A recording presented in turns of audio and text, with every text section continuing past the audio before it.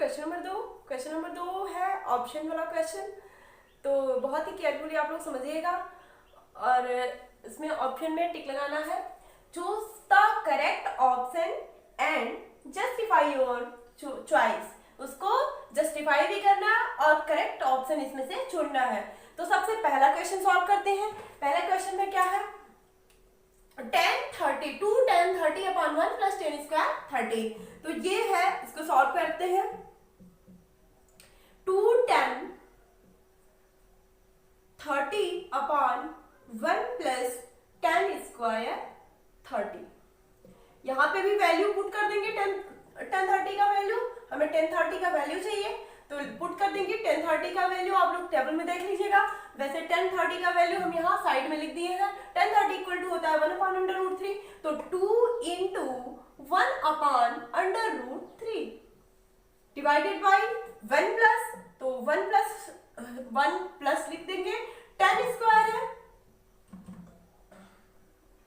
10 square 30 है, तो 10 30 का वैल्यू रख के स्क्वायर लगा देंगे।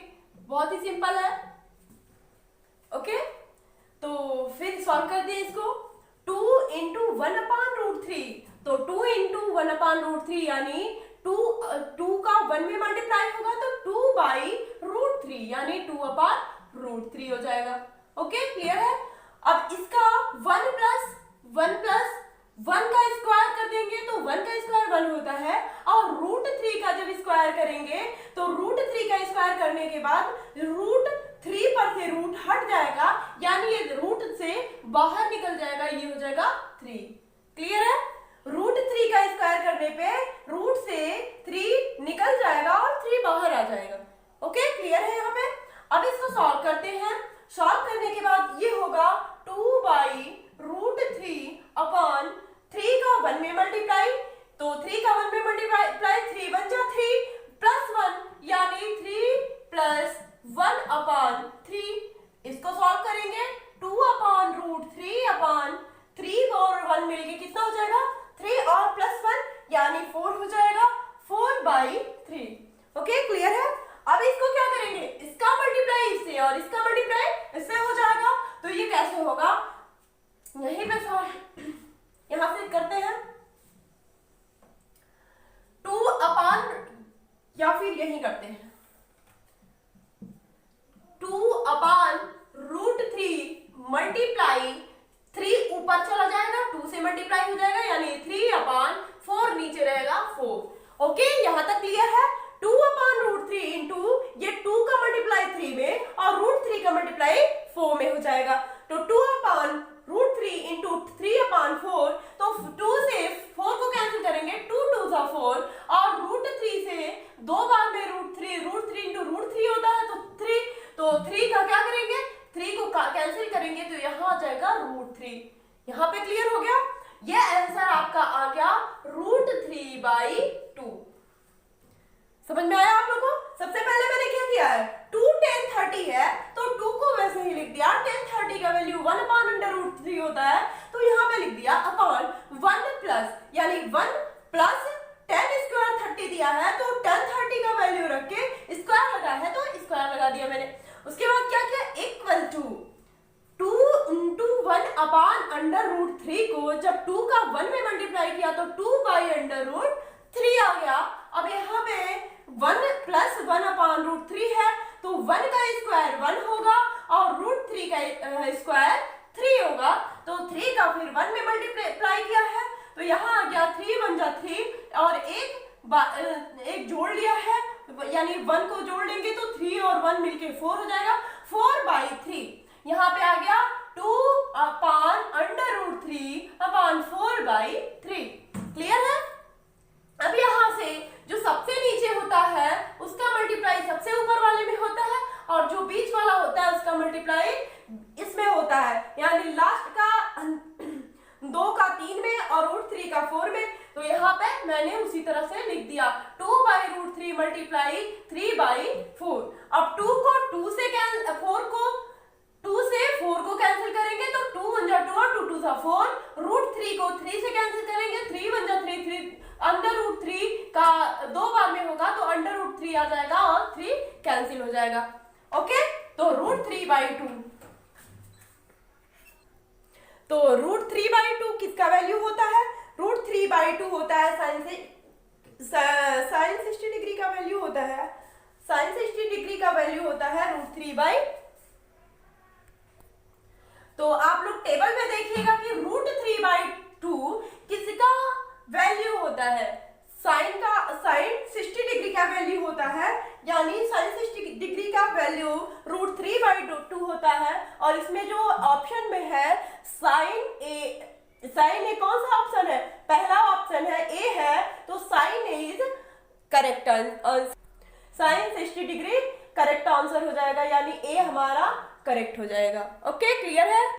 तो यहां हम लिख देंगे कि hence A is correct answer because out of the given alternative only sine 60 degree equal to √3/2। Out of the given alternative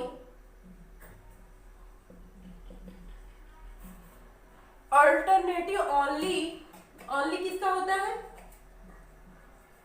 sign 60 degree का वैल्यू होता है √3/2। Hence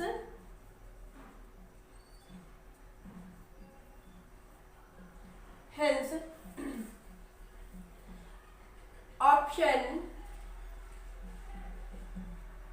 A is correct.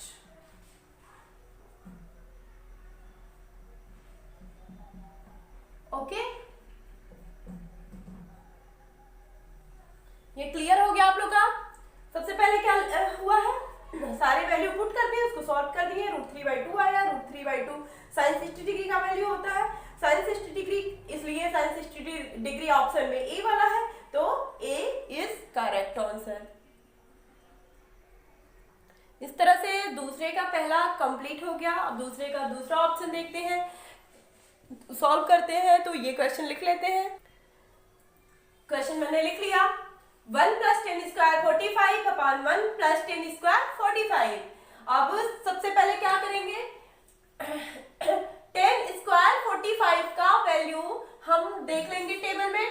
चूंकि 10 45 का वैल्यू होता है 10 45 = 1, तो 1 लिख के स्क्वायर लगा देंगे। तो सॉल्व करते हैं। सॉल्यूशन 1 - 10 क्या दिया है, 1 - 10² 45 अपॉन 1 + 10² 45। यहाँ माइनस दिया और यहाँ प्लस दिया है, तो सॉल्व करेंगे। देयर इंप्लाई 1 - 10² 45, 10 45 का वैल्यू होता है 1, और स्क्वायर लगाया तो स्क्वायर लगा देंगे अपॉन 1 + 10² 45 है, तो फिर 10 45 का वैल्यू रख देंगे, और स्क्वायर लगा है तो स्क्वायर लगा देंगे।